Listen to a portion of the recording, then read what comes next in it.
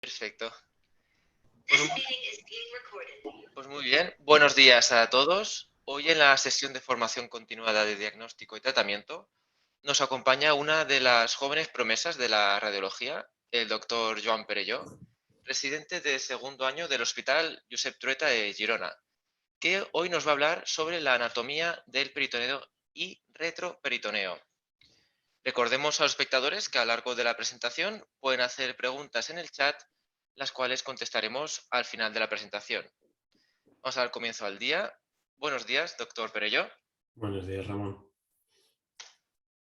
Bueno, pues empezamos. Buenos días. Como el doctor Barquet dice, soy residente del segundo año del Hospital Josep Trueta y hoy quería hablaros de la anatomía del peritoneo y retroperitoneo. Sí que es verdad que esta era que esta era mi idea inicial. Pero cuando ya tenía toda la presentación hecha y empezaba un poco a ensayar para ver los tiempos, me di cuenta que ya lo intuía un poco, pero bueno, me di cuenta que era demasiado largo. Yo contaba en hacer media hora y realmente era demasiado largo. Entonces tenía dos opciones. O un poco empezaba a recortar y pasaba por encima temas que a lo mejor pensaba que tenía su valor explicar con más profundidad. em, o dividía el tema en dos, que es lo que al final decidí hacer. Entonces decidí hoy hablar únicamente de anatomía del peritoneo y más adelante, si el doctor Salva Pedraza tiene a bien volverme a invitar, entonces ya hablar de la segunda mitad. Entonces, bueno, hoy vamos a hablar de la anatomía del peritoneo, que es un tema a lo mejor un poco más anatómico que el segundo. Creo que el segundo tiene más casos y es un poco más interesante, pero creo que puede ser muy útil, especialmente para residentes que están empezando y que a lo mejor no tienen estas ideas muy claras, como yo tampoco las tenía. Entonces, todo empezó cuando yo ya sabía que tenía esta presentación y un poco estaba buscando de qué hablar y estaba rotando por abdomen y estaba en ecografías ese día y teníamos que hacer una biopsia de estos implantes que veis aquí, ¿vale? Es una paciente con aneo de ovario que tenía estos implantes y querían muestra. Entonces empezamos intentando acceder a esta lesión que estaba en hipocondrio derecho y cuando ya tenía la anestesia subcutánea puesta, la anestesia intramuscular puesta e iba a entrar con la aguja de biopsia, de pronto no estaba la lesión. Entonces bajé hasta fosa ilíaca derecha y vi las dos lesiones juntas en fosa ilíaca derecha. Bueno, intenté fijar las dos lesiones en fosa ilíaca derecha y con el adjunto decidimos intentar ir a fosa ilíaca derecha. Puse la anestesia subcutánea, puse la anestesia intramuscular y cuando iba a entrar con la aguja ya no había ninguna de las dos lesiones. Volvimos a subir a hipocondrio derecho y estaban las dos ahí. Y en ese momento yo le dije a mi adjunto, hostia, no esperaba que esto se moviera tanto. Y él me contestó, claro, son implantes omentales. Y aquí yo pensé, no tengo muy claro qué es el aumento y seguramente tendría que tenerlo claro a estas alturas. No tengo muy claro por qué puedo intuir por qué me comenta esto, pero creo que no lo entiendo en profundidad. Esa misma tarde estaba de guardia y estaba con otra junta y más o menos tenía esta imagen en pantalla, una imagen muy parecida, y me pregunto, ¿el colon descendente es intraperitoneal o retroperitoneal?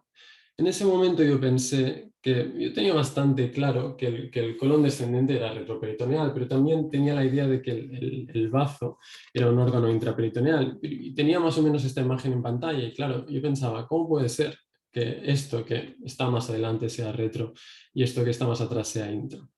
Y aquí es cuando definitivamente decidí, tengo que repasarme esto y tengo que entenderlo. Entonces yo soy un gran amante de la novela histórica y me vino esta frase mítica a la cabeza que un poco la he adaptado para que me viniera para el mensaje, pero es un poco esto, ¿vale? Entonces, vamos a empezar. Y empezaremos con lo básico, porque creo que aunque parezca muy básico, yo al menos no lo tenía muy claro, ¿vale? Dentro de la cavidad abdominal tenemos la cavidad peritoneal, ¿vale? Que está toda envuelta por el peritoneo, ¿vale? El peritoneo es una capa de células únicas que recubre toda la cavidad peritoneal, ¿vale? Todo lo que queda por atrás del peritoneo es el espacio retroperitoneal, ¿vale? Lo que pasa es que tenemos dos tipos de peritoneo, ¿vale? Tenemos el peritoneo parietal, que es el que os he estado describiendo hasta ahora, el que recubre toda la cavidad, y después tenemos el peritoneo visceral, ¿vale? El peritoneo visceral es parte de esta misma capa, ¿vale? Que se imagina hacia dentro de la cavidad peritoneal y envuelve los órganos intraperitoneales, ¿vale? Partiendo desde el espacio retro y a través del cual viajan todas las estructuras de soporte del órgano en el que termina, ¿vale? Es un poco este esquema para haceros una idea. Alrededor el peritoneo parietal, el peritoneo visceral que envuelve un órgano y que lo conecta con la pared abdominal a través de un mesenterio, a través de un repliegue de este peritoneo. Pero es toda la misma capa, ¿vale?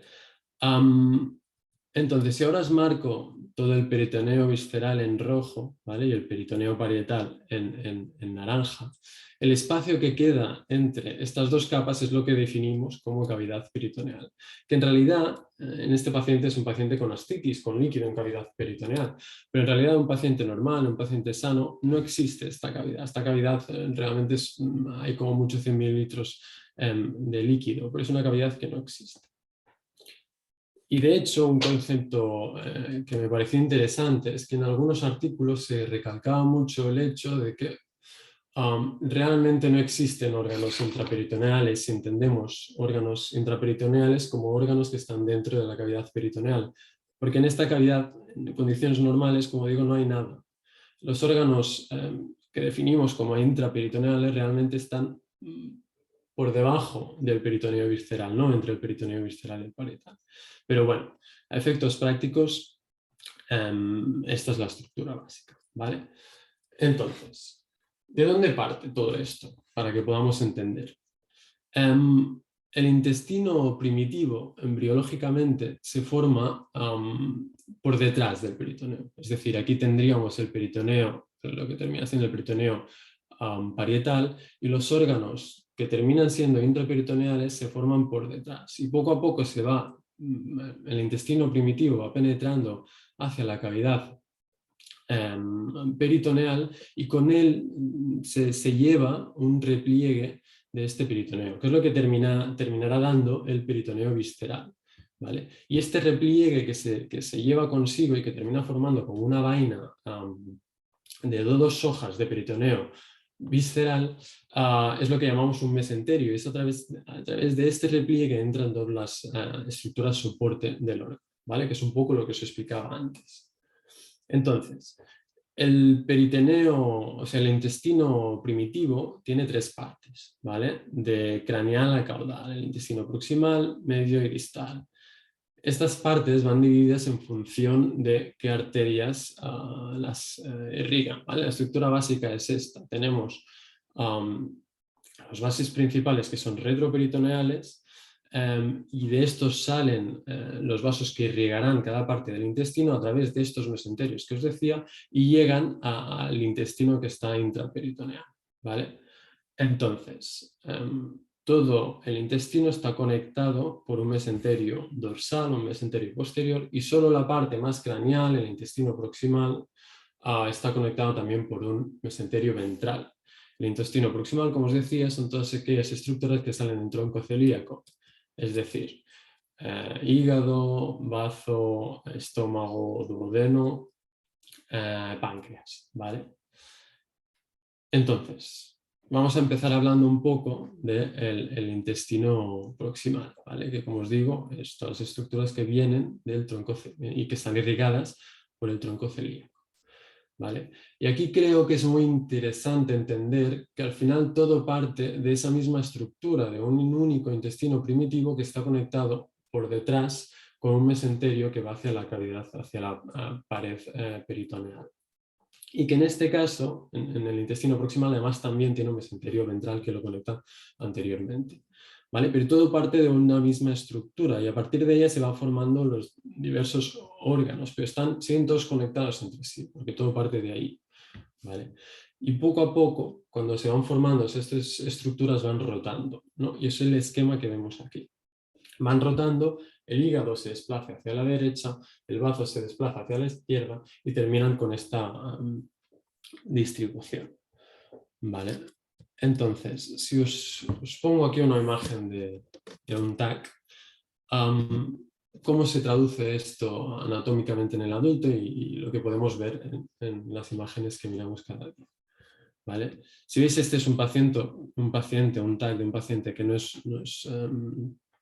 que es patológico porque tiene líquido en la cavidad peritoneal, que como digo, de normal no tendríamos que verlo. Entonces, el hecho de que tenga líquido nos ayuda a ver estructuras que normalmente no veríamos, ¿no? Por ejemplo, esta banda de aquí, todos habréis identificado que es el ligamento falciforme. Y el ligamento falciforme no es más que este mesenterio ventral que conecta el hígado embriológicamente con la pared anterior, ¿vale? Que, insisto, solo existen en la parte del intestino proximal, más distalmente ya no tendremos el mesenterio ventral.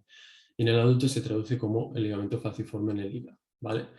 De aquí penetraría, esto sería peritoneo parietal, aquí tendremos ya repliegue peritoneo visceral, que después va a cubrir todo el hígado, ¿vale? Del hígado llega aquí al ligamento gastrohepático, ¿vale? Y va hacia el estómago, recubre todo el estómago, llega al ligamento gastroesplénico, recubre todo el bazo y después llega el ligamento esplenorrenal hasta la pared, ¿vale?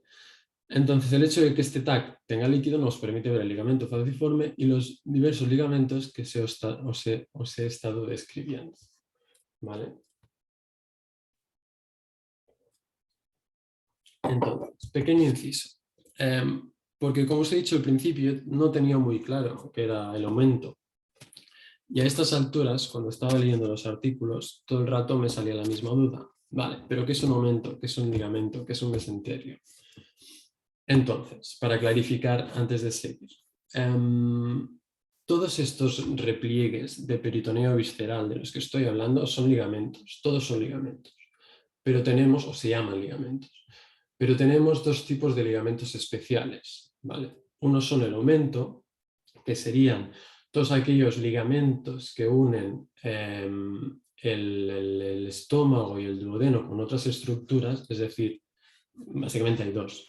El aumento menor que une el estómago y duodeno con el hígado y el aumento mayor que une el estómago, y hablaremos después, con el colon transverso y de hecho crece mucho y termina cubriendo toda la cavidad, ya veremos. Y después, no todos son ligamentos, hay dos que son aumentos, que son especiales porque parten del estómago, y después están los mesenterios, que también son ligamentos, pero son ligamentos que lo que hacen es partir de la pared y conectar un órgano directamente con la pared, ¿vale?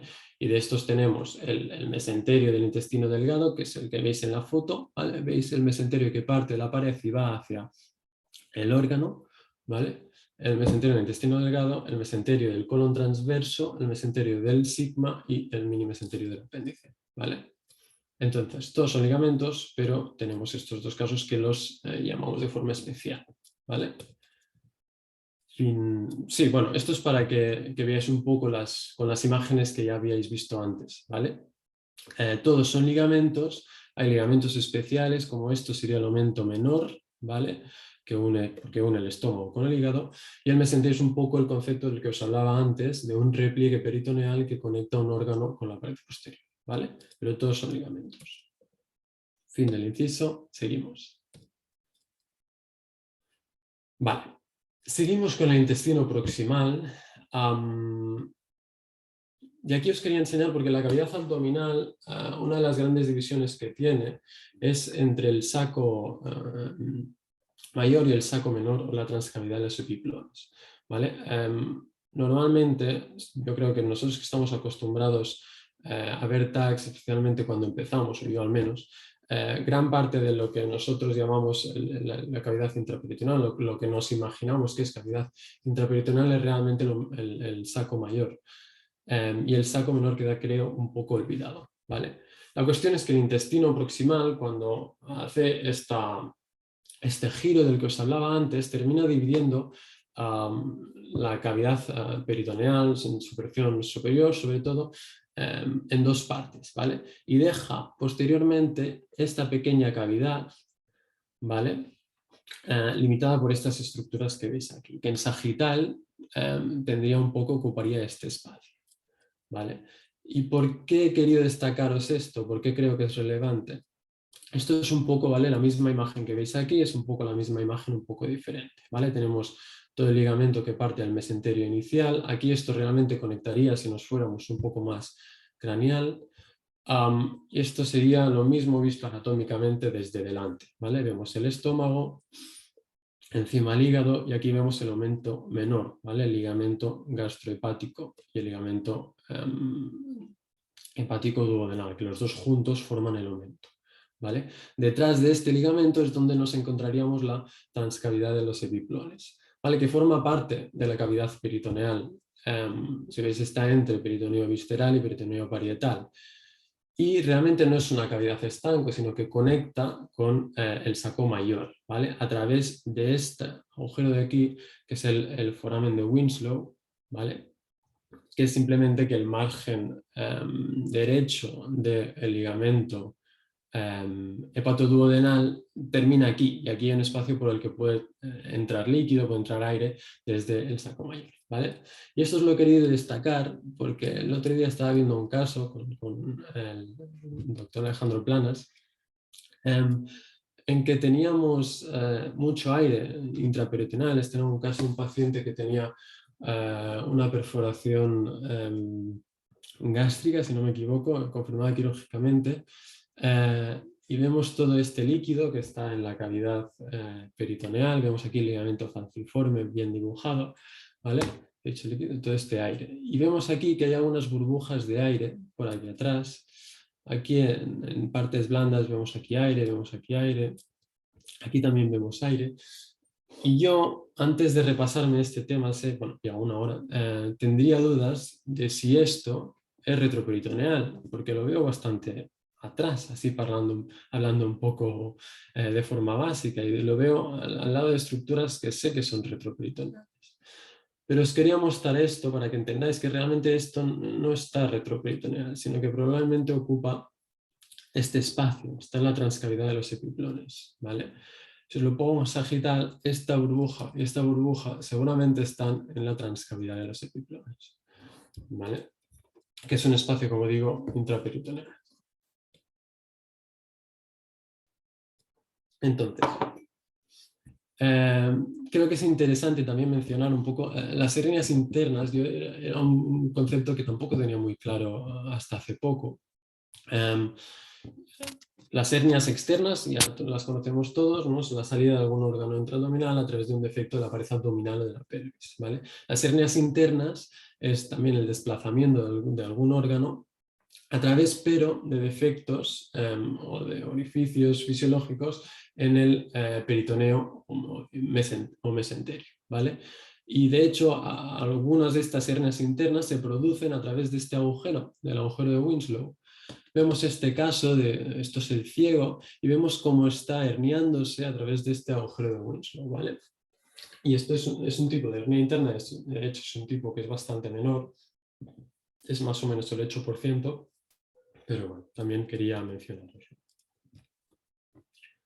Aquí os dejo una pequeña imagen que también me gustó un poco para entenderlo, que refleja un poco más realmente el tamaño de esta transcavidad, ¿vale? Y entonces dejamos atrás ya el intestino proximal y vamos hacia el intestino medio y distal, ¿vale? El intestino medio es el que formará todas las estructuras irrigadas por la arteria mesentérica superior. El intestino distal es el que formará todas las estructuras irrigadas por la arteria mesentérica inferior. Y como veis aquí no tenemos el mesenterio ventral, únicamente tenemos mesenterio dorsal, ¿vale? Entonces, aquí es un poco esquema resumen de cómo se forma todo, ¿vale? El orden sería primero estos 4 y después nos vamos de aquí, ¿vale? Vemos lo que os he contado hasta ahora del intestino proximal, cómo se forman las estructuras y van rotando, dejando por detrás esta transcavidad de los epiplones, el agujero de Winslow. a través del margen libre del ligamento hepatoduodenal, ¿vale? Pero vamos a centrarnos ahora en el intestino medio y distal, ¿vale?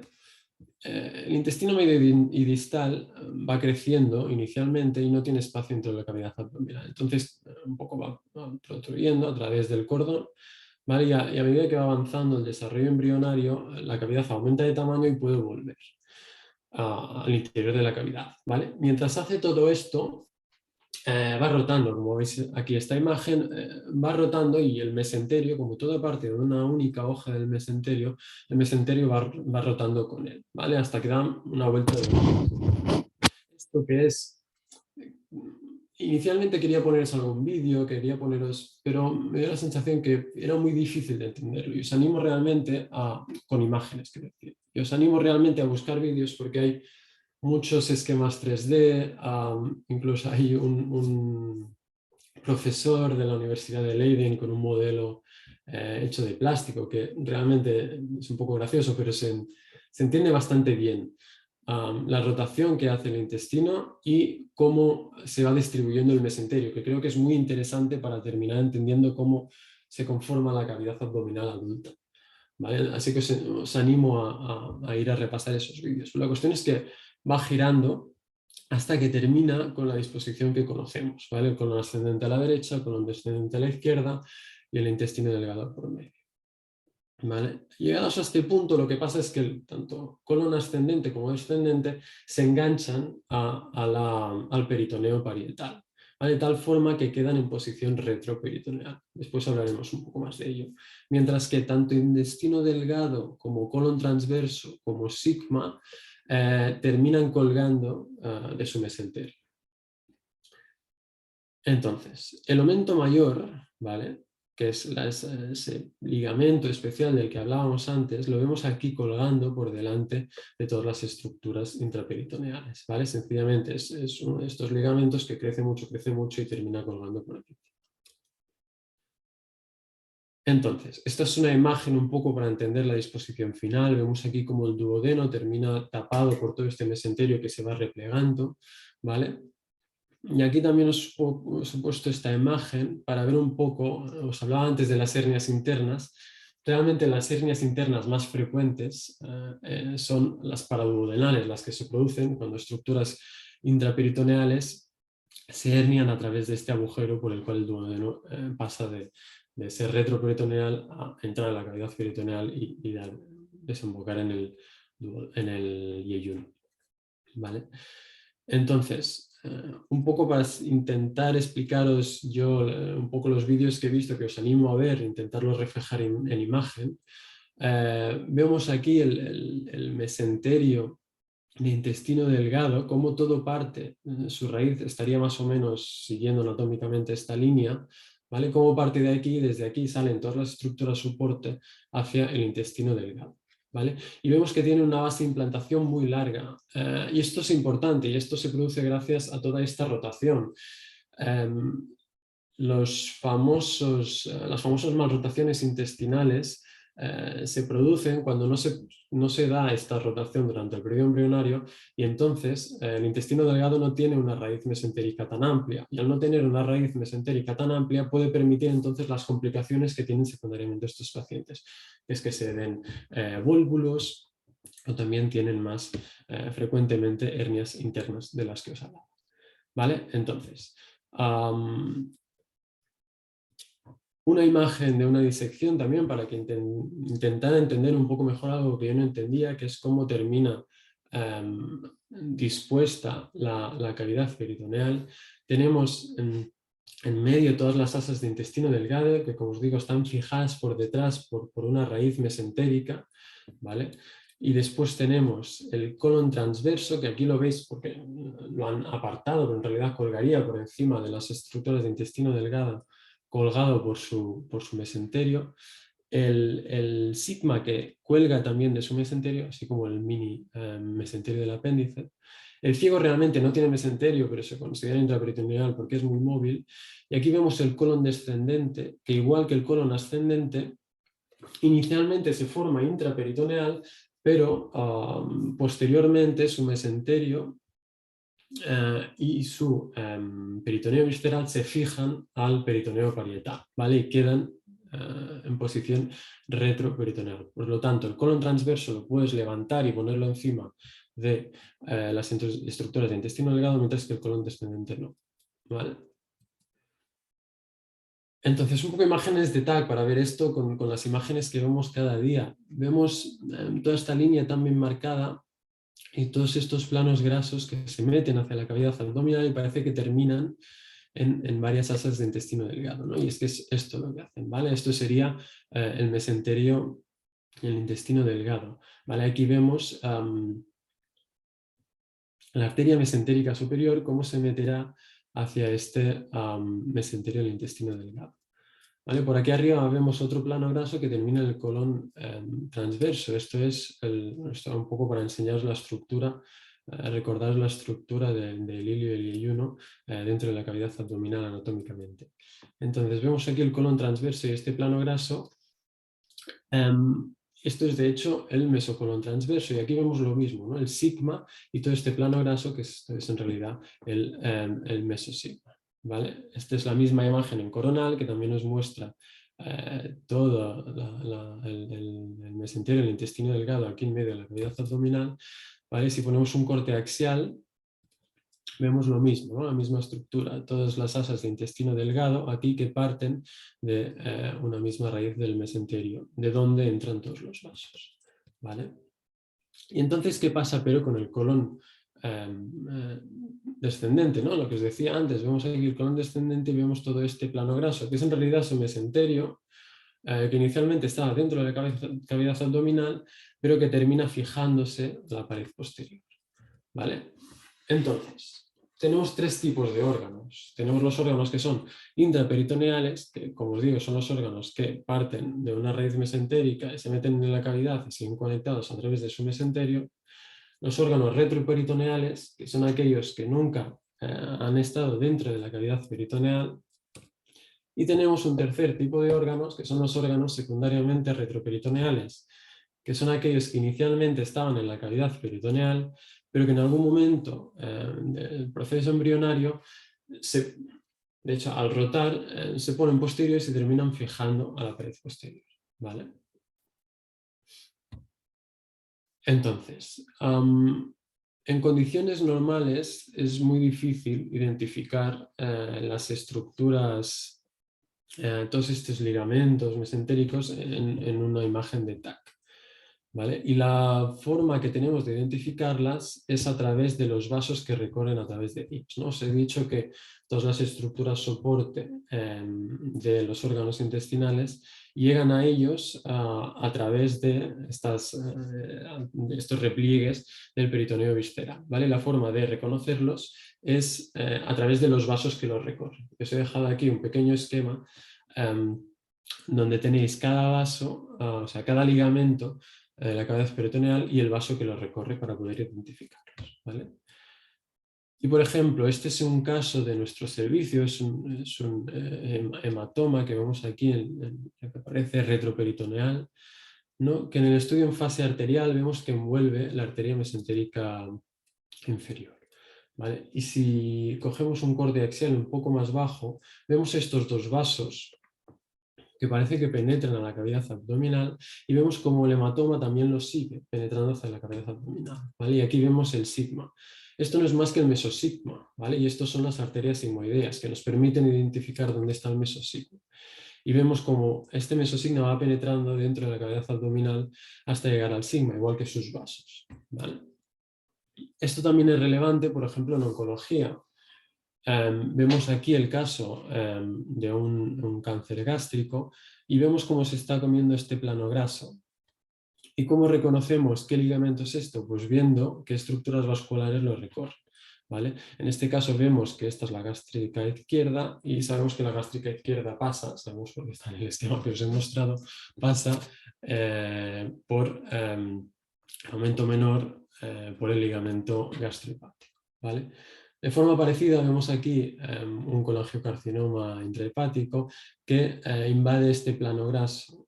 Y este plano graso, gracias a que aquí vemos el tronco celíaco y vemos aquí la arteria hepática, sabemos que esto es el ligamento hepático duodenal, ¿vale? También parte del aumento menor. Entonces, como resumen, para ver un poco las estructuras todas juntas y en conjunto para entenderlo mejor.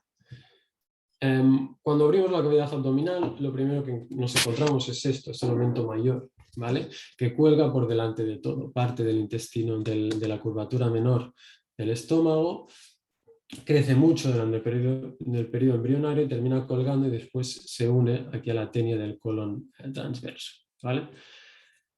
Si levantamos un poco el hígado, lo que vemos es el aumento menor. Esta es la imagen que recortada os enseñaba antes cuando os hablaba de las hernias internas y de la transcavidad de los epiplones. Vemos aquí el aumento menor formado por el ligamento gastrohepático y hepático duodenal, con su margen libre derecho, por el cual aquí vemos el foramen de Winslow, por el que se comunican el saco menor, la transcavidad de los epiplones, con el saco mayor, que es todo lo que nos queda anterior a esto, ¿vale? Si levantamos ahora el estómago, podemos ver la transcavidad de los epiplones y lo que os decía, ¿no? Un 8% de las hernias internas se producen cuando alguna estructura intraabdominal, como el ciego que vimos en ese caso, se hernia a través de este foramen y termina en la transcavidad de los epiplones, ¿vale? Si ahora quitamos todo el intestino delgado, el aumento mayor y el estómago, lo que vemos es la raíz del mesenterio del intestino delgado. Veis que recorre desde el ligamento de Treitz hasta el ciego, tiene una base de implantación muy amplia que disminuye el riesgo de que se produzcan vólvulos. Y todo parte de una misma raíz mesentérica y a partir de aquí salen todos los vasos que van hacia el intestino delgado, ¿vale? Entonces ahora si retiramos el colon transverso y el sigma, lo que vemos es el mesenterio del colon transverso, el mesenterio del sigma, ¿vale? Y finalmente, si ahora retiramos ya estructuras que también son retroperitoneales, como sería el colon ascendente y descendente, nos queda esta imagen, ¿vale? Creo que es importante entender esta imagen, que yo la primera vez que la vi no terminaba de entenderlo. Todo esto que vemos aquí es peritoneo parietal, es la pared posterior del abdomen. Estos agujeros que quedan en realidad no son más que la imagen que os enseñaba antes. Si tú cortas esto por aquí, lo que te queda es el peritoneo parietal, que es lo que vemos aquí en el plano coronal, y este agujero de aquí es la raíz de los mesenterios. Vemos como aquí salen los vasos que os decía que van hacia los órganos intraperitoneales, ¿vale? Aquí no vemos vasos y aquí no vemos vasos porque estos son órganos secundariamente retroperitoneales. En realidad su mesenterio está enganchado al peritoneo parietal y van por aquí, van laterales, ¿vale? Aquí vemos los vasos del mesocolon sigmoide y creo que en esta imagen también es muy relevante ver toda esta área. Aquí estaba el hígado y el hígado cuando lo sacamos deja un espacio desnudo que se llama. Esto es porque en la parte posterior del hígado se termina uniendo también parcialmente a la pared del peritoneo parietal. Y termina dando los famosos ligamentos triangulares. Y esto es importante porque es un espacio por el cual el líquido retroperitoneal puede pasar a la cavidad intraperitoneal, ¿vale? Del mismo modo el bazo tiene un área desnuda que sería en su ilio, por eso aquí vemos dónde estaría el vaso, todas estas estructuras vasculares, ¿vale? Y lo importante es que aquí lo que nos queda delimitado son los diversos espacios que encontramos dentro de la cavidad peritoneal. Y esto es lo que todos habremos visto en algún momento, que son espacios sufrénico derecho, sufrénico izquierdo, etc. Que creo que irlos describiendo yo ahora y bien sus límites, etc., es demasiado farragoso y realmente no se entiende. Así que creo que es mejor que si hay interés en definir bien los espacios, uno los lea en artículo, en su caso, intentar poco a poco intentar entenderlos, porque creo que no tiene mucho valor que os explique aquí. Pero sí que quería dar tres pinceladas. Primero, que la cavidad peritoneal se divide en grandes rasgos como el espacio supramesocólico e inframesocólico dividido por el mesocolon transverso, ¿vale? Y después sí que quería hablar de las famosas goteras parietocólicas, ¿vale? Que no es más que estos espacios que quedan aquí laterales al colon ascendente y descendente, que estos espacios son intraperitoneales, ¿vale? Y es por donde normalmente el líquido que circula desde la parte más superior del abdomen a la pelvis, ¿vale? Porque aunque el abdomen esté dividido en muchos espacios, hay una cierta tendencia de la circulación del líquido dentro de él. Pero insisto, esto creo que es un poco limitar los espacios, etcétera, es más interesante que uno se lo lea detenidamente intentando entender, ¿vale? La diferencia entre gotera parietocólica y fascia lateroconal, que creo que es algo muy interesante que al principio no se tiene muy claro, lo he dejado un poco para la segunda parte, cuando hable también del retroperitoneo, ¿vale? Entonces, aquí vendría la segunda parte de la charla, que no la haré porque es muy extenso. Y ya para terminar, quería hablar del doctor Morton Meyers, porque varios adjuntos de mi servicio me han comandado como misión especial y súper importante que todos los residentes, al menos de mi hospital, terminen esta charla sabiendo quién es Morton Meyers. Así que os dejo aquí un poco sus credenciales y toda la lista interminable de publicaciones y de libros, no de artículos que también, para que todos los residentes de mi servicio al menos se la lean y sepan qué es. Y hasta aquí mi charla, espero que no haya sido muy teórica farragosa, pero creo que es muy útil saber estos conceptos.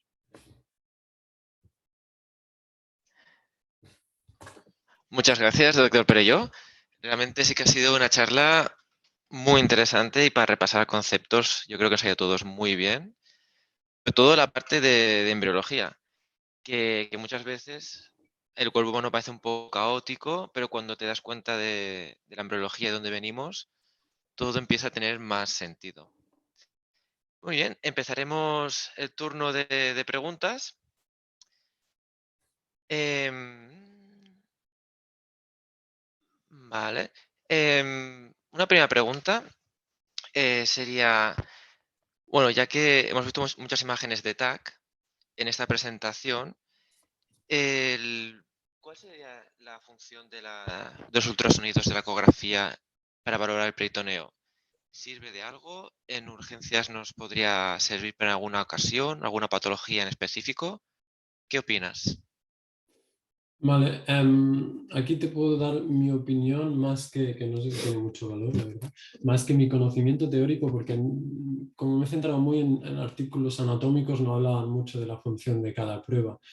Sí que de entrada te diría que, y de hecho he empezado mi charla con esto, que sirve, por ejemplo, el intervencionismo para intentar obtener, ¿no? Hacer una biopsia de implantes peritoneales, ¿no? Que de hecho es lo que intentamos en su momento y el día a día la verdad es que lo hacemos relativamente con frecuencia. A nivel de diagnóstico, honestamente no te sé decir mucho porque no he investigado mucho sobre el tema. No sé si Vicky puede aportarnos algo.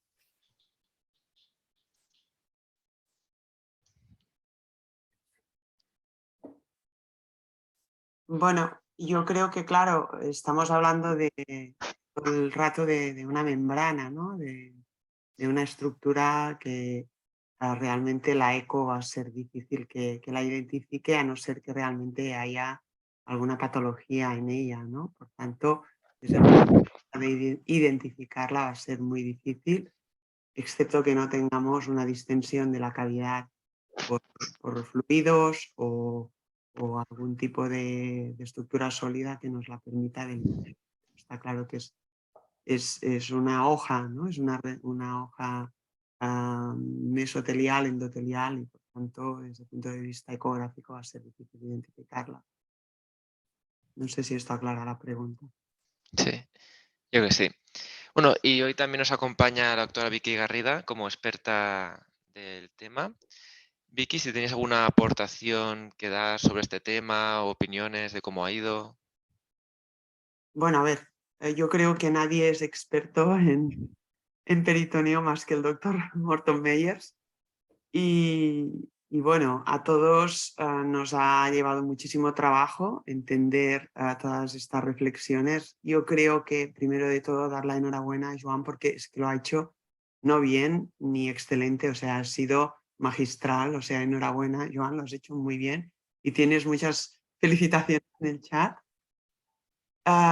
Yo un pequeño comentario solo, y es que, bueno, como hemos comentado, esto es muy útil para nosotros entender las diseminaciones de cualquier enfermedad, sea neoplásica, inflamatoria, cualquier diseminación infecciosa. Y sobre todo, pues es algo que los cirujanos, pues de alguna forma nos piden. Pero hoy vivimos en la era de la cirugía laparoscópica y esto pues genera agujeros, ¿no? Que digamos de alguna forma ellos provocan en sus accesos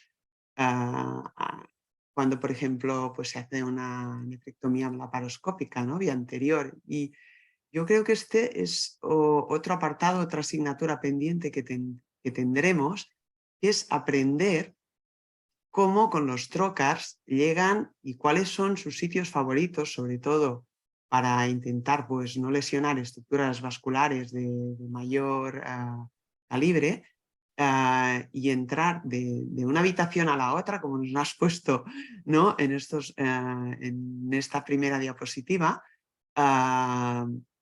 y que, claro, esto va a generar comunicaciones que a posteriori podrían dar lugar a mayor número de hernias internas, y esto es algo que debemos tener presentes como radiólogos. Es decir, ya no va a existir solo el orificio de Winslow, sino que vamos a tener orificios que podrán tener su timing de cicatrización o no, pero que podrán generar una movilidad extra o una comunicación extra entre los distintos espacios, ¿no? Y luego otro comentario, y que me gustó mucho ayer, Joan, cuando lo hablamos, es el empezar a entender que las vísceras no son intraperitoneales, sino que son subperitoneales. Y esto creo que es muy importante de tenerlo presente siempre que leamos un TAC. Y que no tengo nada más que añadir que la enhorabuena. Muchísimas gracias. Aquí en el chat están dando ya muchas felicitaciones. Una gran charla muy aclaradora, dicen por aquí. Y muy bien, estos últimos 5 minutos nos acompaña el doctor Víctor Pineda, que nos va a dar una conclusión de esta presentación. Bueno, más que Gracias. conclusión, a darle la enhorabuena a Joan, y gracias Ramón y Vicky por vuestra participación. Yo creo que ha sido una presentación espectacular, como decía Vicky. Para entender las cosas a veces la mejor manera es tenerlas que explicar, y lo has explicado muy bien, o sea que lo has entendido fantásticamente. Es un tema complejo que seguro que volveremos a revisar la charla en el repositorio. Muy útil, y seguro que podemos programar la segunda parte, la del retroperitoneo, pronto para conectar ambas sesiones. Y nada más, hacer un resumen de todo es complejo, sobre todo hay que tener en cuenta y conocer bien la embriología, porque así entiendes bien los espacios. Es lo que has hecho, perfectamente explicar la embriología así. Después los espacios se generan solos a través de los mesenterios, que al final es la manera con cómo llega la sangre de la aorta y va a la cava de todas las estructuras que se consideran, ahora les diremos subperitoneales, ¿no? Mejor que no intraperitoneales. Enhorabuena, Joan, y muchas gracias, Vicky y Ramón, y nos vemos mañana. Muchas gracias a todos, que vaya bien. Hasta luego. Adiós.